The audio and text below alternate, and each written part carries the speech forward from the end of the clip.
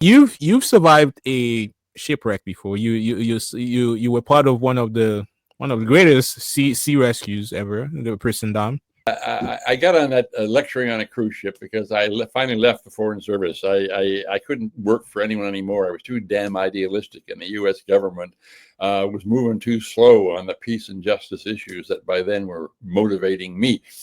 So I left the foreign service, but I hadn't thought about money, and I began to go broke.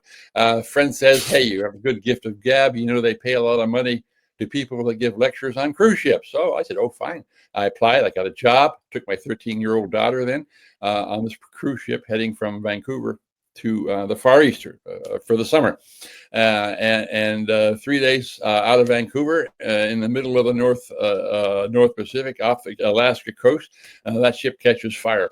It's a brand new cruise ship, and so we're woken up in the middle of the night and told that there's a small fire, and we're totally disarmed by the messages. We're told to come up to the ship's deck and take free drinks while they put out blow smoke out of the passageways. It totally disarm people so they don't take warm clothes. You get up to the deck, it's now by 2, 3 o'clock in the morning, 4 o'clock in the morning, and any fool can see the smoke coming up. It's getting blacker and thicker. We're all told to go to the stern of the ship, and and then they bring out the ship's orchestra, still serving free booze, and the ship's orchestra is playing. It's not like the Titanic. It wasn't Near My God to Thee. It was show tunes from Oklahoma, as I remember. Yeah. Anyway, long story short, the fire's getting worse and worse, so we're told to go to lifeboat stations, and then there's a big explosion, and the windows of the upper decks blow out, and the fire gulps in all that fresh oxygen, and flames shoot 20 feet into the sky. People were freaking out, but we're in the Gulf of Alaska in November or October, and so you Wow. can't fall in, otherwise you freeze in just a few minutes. So Yeah. people are freaking out. But we're all sent into lifeboats, and by a miracle, nobody is killed. The lifeboats all get lowered, except for a few that got tangled in the davits, and everyone's in a lifeboat and waiting for the dawn. It's fine in the beginning because the sea is calm, but a typhoon is coming on, Typhoon Vernon. And we knew that because they distributed seasick pills at dinner that night. Mm. And so it's a race against time. At dawn, a big tanker arrives answering the SOS, and helicopters arrive, and they start plucking people one by one, taking them to the tanker. I see my daughter rescued, so that's cool.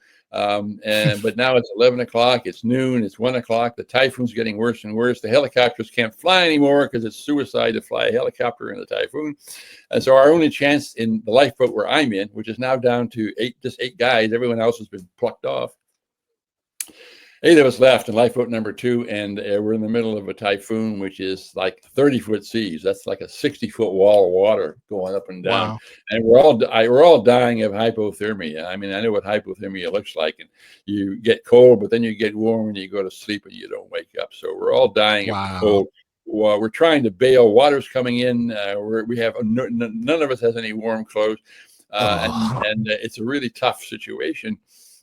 Our only hope is for a Coast Guard cutter, small boat, a small ship, frantically searching the wild ocean. Visibility is now down to like 100 meters, and it looks like we're all going to die out there. And it isn't that we have maybe 5 or 6 hours to live because of the hypothermia. But the key thing now is it's getting dark, and we have no lights and no flares and no radio, nothing like that. And so it's a miracle if they find us in the daytime. But if it gets dark and we have none of those things, they'll never find us, and for sure we're dead, and they'll just see our corpses in the morning if we're not tossed out of the boat. So I know up to that point, as you gathered from my first appearance on this program, I had done a lot of wild ass crazy things, and I survived all these violent brushes with death, but now it looked like I wasn't going to survive. And so I wasn't a prayerful man, believe me.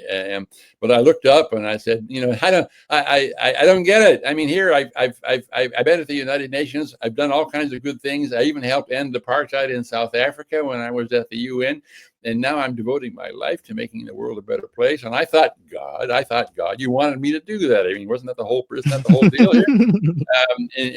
And now you're wiping me out. It makes no damn sense. I don't get it, God. I mean, come on, play the game. I get this response back from a higher power or whatever it was. Maybe it was just the wind. I don't know. Yeah. I get this message back very clearly, and it basically says, "Stop BSing me, John. Here you've changed your life.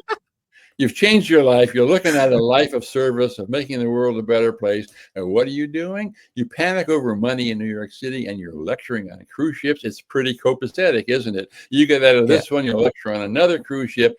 You got to get serious about your ideals. You got to get serious about being that instrument of change in the world you promised yourself you would be. Because if you're not serious about it and it's another lecturing on another cruise ship, you might as well die on this one, because the rest of your life won't be worth saving. On the other hand, if you get serious about the ideals that you think, you say, are driving your life, ideals of peace and justice, if you get serious about that and devote the rest of your life to those ideals, well, we'll see what we can do. And I look at this, I'm dying of the cold. I can barely talk, and I look up into the storm. And I whisper, yes, yes, it's a deal. I mean, yes. And that instant, I know this sounds like a grade B movie, but at that instant, the Coast Guard cutter Boutwell comes crashing through the storm. It would have hit us and knocked us in two had the lookout not seen us. And I and the other 7 guys get rescued. And I never looked back from that. I went back to New York and met Ann Medlock, who was started the Giraffe Heroes Project about making the world a better place by finding heroes and telling their stories. And I've been working on that now for the last 43 years. That became my work and my life's work, along with the writings that I've done and other things I've done in terms of being a mediator in conflict situations in the Middle East and Asia. It's all stemmed from that lifeboat and the promise I made. So that's a good place to end this interview, because that's what I'm doing now. 82 years old, I'm still keeping that promise. Wow. Wow.